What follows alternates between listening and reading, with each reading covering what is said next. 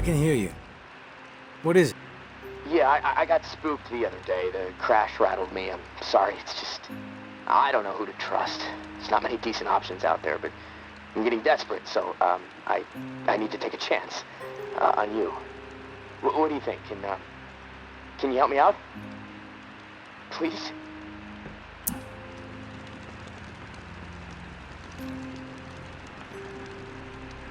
You've got my attention. I've been hearing things from the tower radio chatter.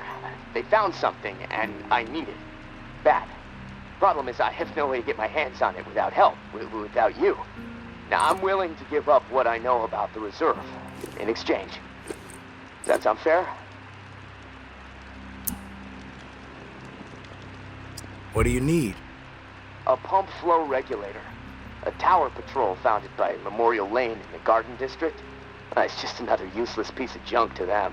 The problem is there's a potential showdown brewing over there between the patrol and a reclaimed camp. It could get bloody. Quickly.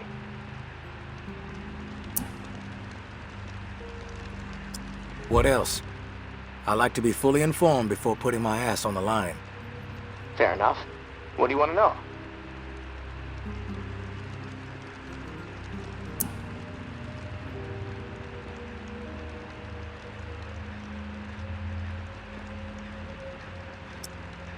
What's the area like? The Garden District was one of the wealthiest areas of the city, so, no surprise, it avoided most of the flood damage. The folks hit hardest by the flood picked it as a spot for a memorial to victims. And 2 weeks later, when the dead started walking, the whole city was a damn memorial.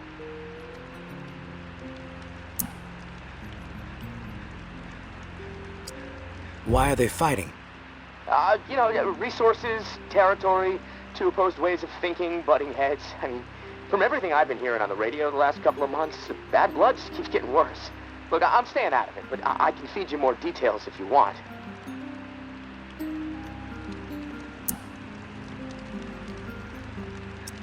Who's running the show for each faction? Mama leads the tower. She founded the community. I don't know much else about her. She stays out of sight. Her right hand, her enforcer, is Georgia. Now, she's out there on the front lines daily. And from what I hear, she's a hard ass. Not afraid to mix it up. Get her hands dirty, The reclaimed rally around this guy named JB. And no clue what it stands for. He's always proselytizing over the airwaves. Frequency 54. Denouncing the tower. Saying they're already dead. He freaks me out a bit, but there's no denying he has charisma. How do they operate? What do they believe in? The tower is disciplined and committed to community. Everyone has to contribute to the cause. They must be doing something right. I've heard they have close to 1,000 people inside their walls. Tower folks are fiercely loyal to their way of life. Maybe even to a fault. A bunch of loose cannons in the reclaimed. It's hard to know what they're up to most of the time. Their tactics are all about surprise and intimidation. Guerrilla warfare mentality. And they love creeping the tower people out. Weird rituals and stuff. They seem less interested in control and more into sending a message. What's your take on all this? If the fighting keeps up, this city's gonna explode into an all-out war. The tower maintains some sort of order, right? I mean, they offer some sort of semblance of safety, sure, but they don't hesitate to toss people out if they question authority. Once the tower kicks your ass out, there's no return. It seems cruel, but I don't know. Maybe that's the way it has to be. The reclaimed are eccentric, let's put it that way. But JB really knows how to motivate, get people to buy into his vision. Maybe they're crazy, maybe they're onto something, I don't know, who knows. They are inspired, though, always going on about the liberation to live, not just blindly following orders to barely survive. I mean, I don't know. Maybe they're both a bit fucked in the head. I've heard enough info on the conflict. Okay, sorry. I know I can ramble sometimes. I'm ready to do this. The pump regulator is a piece of industrial equipment, about the size of a coffee maker. Pipes, switches, knobs, you'll know it when you see it. Now, the Tower Patrol has it at their camp. Red House on Memorial Lane. And remember, reclaimed are nearby, so you might get caught in the middle of a scrap between them. Now, once you have it in hand, hustle back to the radio and contact me. Time is not on my side. If you pull this off, I'll spill everything I know about the reserve. You have my word.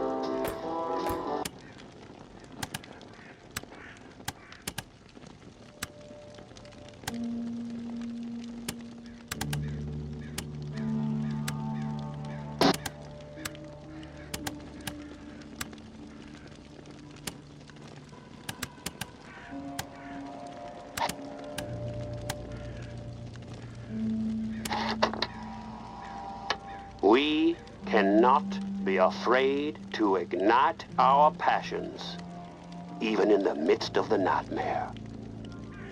No.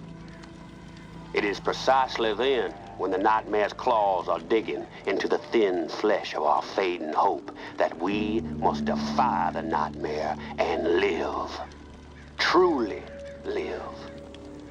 And make no mistake, mere survival is not living. Scrounging for crumbs like a timid field mouse, begging some simpleton who bumbled her way into the role of heartless dictator for guidance? Not me. I choose to embrace everything that makes me human. I choose to carve my own way through this new world. I am not a lowly animal. I should not be acting like one.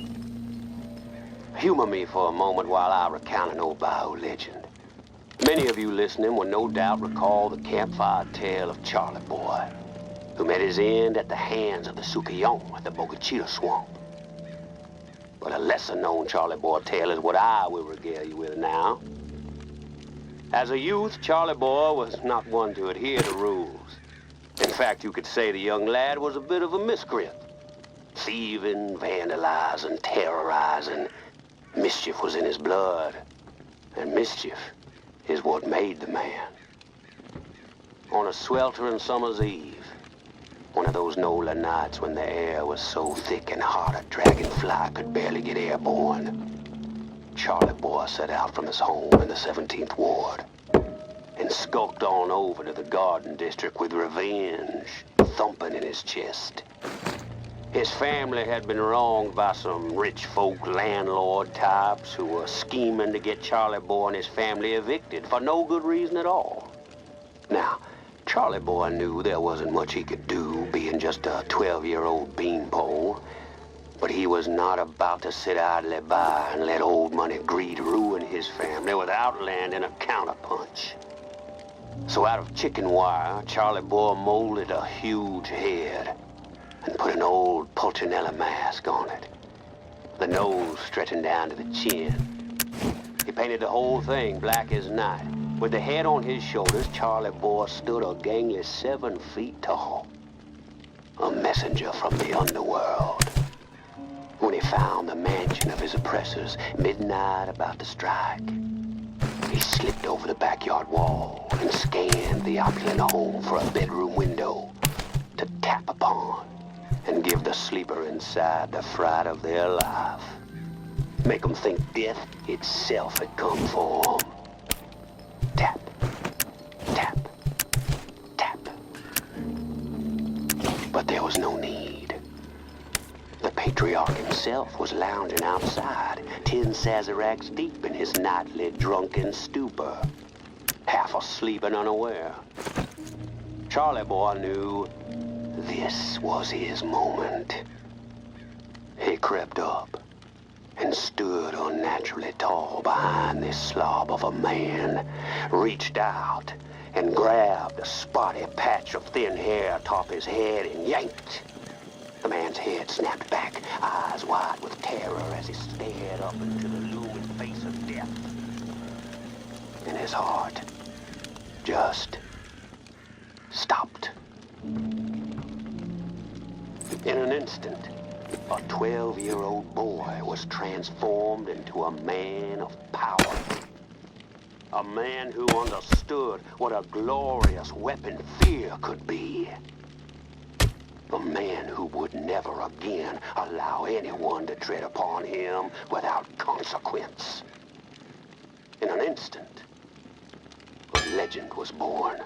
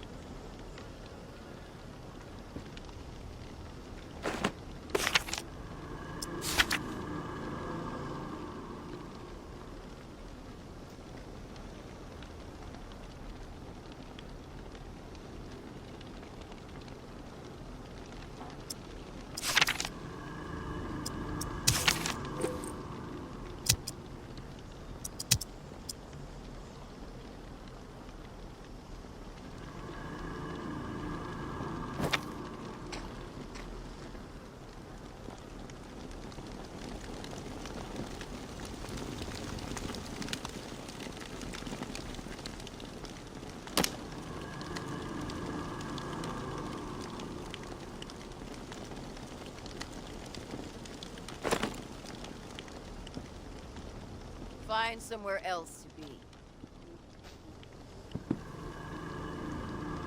Walk away, and we won't have a problem.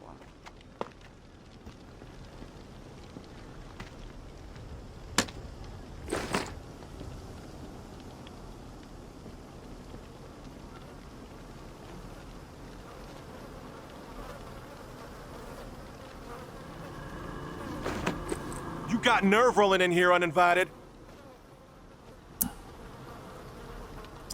Don't mean to intrude. We don't need strays poking around right now. We have enough problems to deal with. I prefer to think of myself as a free agent. Open to all opportunities. You know what? Yeah, you might prove useful. My brother is in some deep shit. Pack of reclaimed scum snatched him. Anthony's a good kid. Bit dim, but he doesn't deserve whatever those freaks have in store. We can't get anywhere near where they're holed up. Light Blue House across the way. They'll gut him immediately if they see us coming. But you? They don't know you. You'll be able to stroll right in. After that, whatever you need to do, that's your business. Personally, I'd put a few bullets through their skulls. Let the dirt reclaim them.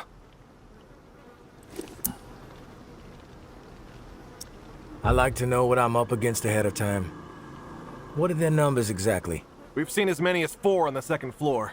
But you never know. They multiply like rats. Think I'm gonna sit this one out. You have a chance to save a life here. Does that mean nothing to you? We're even offering supplies. Most strays would jump on this. If you wise up, come back and see me. Sounds like I can be of service.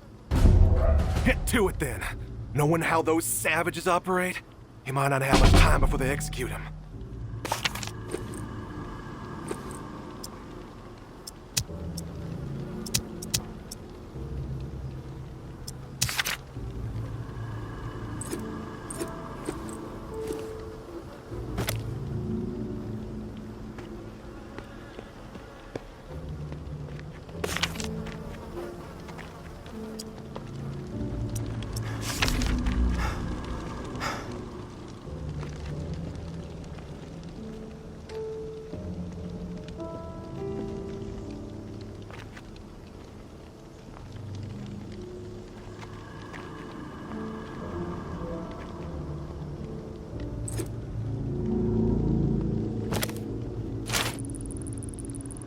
Now is not the time to be selfish.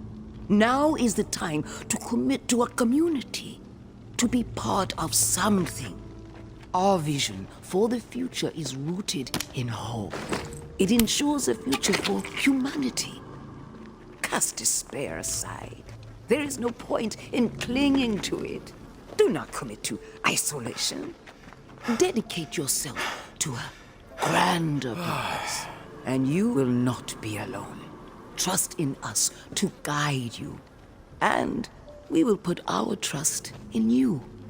Within our walls, you will be safe. Within our walls, your needs will be met.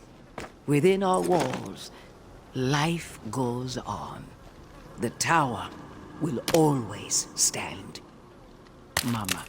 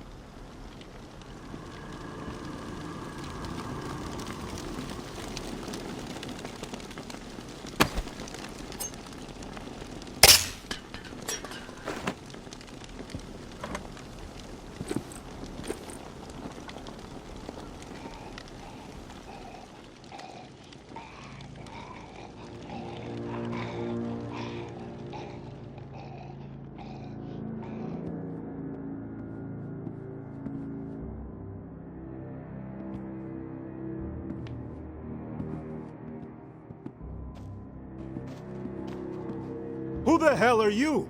The negotiator? A big tough Jeff, too chicken shit to show his face and beg for his little brother's life? Not sure I really see the point. Looks like I just walked in on something that's none of my business. I smell bullshit. It's unwise to wonder where you don't belong, and you don't strike me as a fool. But hey, I'm willing to play along. We could use some entertainment around here. We are about to execute this filth. Wanna know why? Enlighten me. This subhuman shit is a murderer. My daughter is dead. The tower is at fault, and he is at fault. The tower preaches community, and yet they toss out those most in need because they are no longer useful, because they are a burden. Violet was not a burden. She was a human being, but this fucker treated her like trash. He could have disobeyed orders, but he did not. He forced her out, left her to die. She was 11 years old. Where is your head at, stranger? Exterminate this tower fuck right now, and we won't have a problem. Then we can pay the rest of the vermin a visit. And once they are a pile of corpses, whatever is in their camp, it's yours. Consider it a gift from the reclaimed.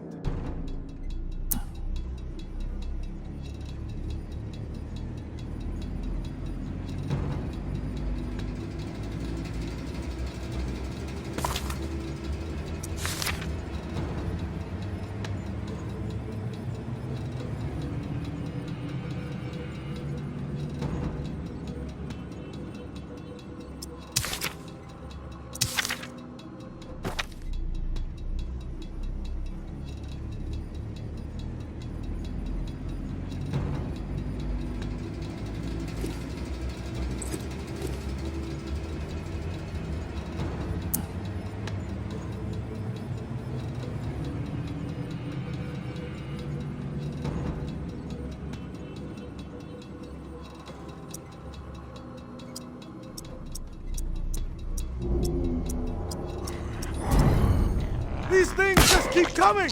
Continue. You're back, like I was saying.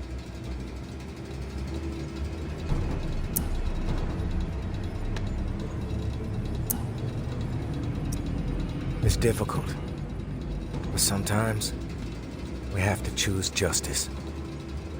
I'll take care of him.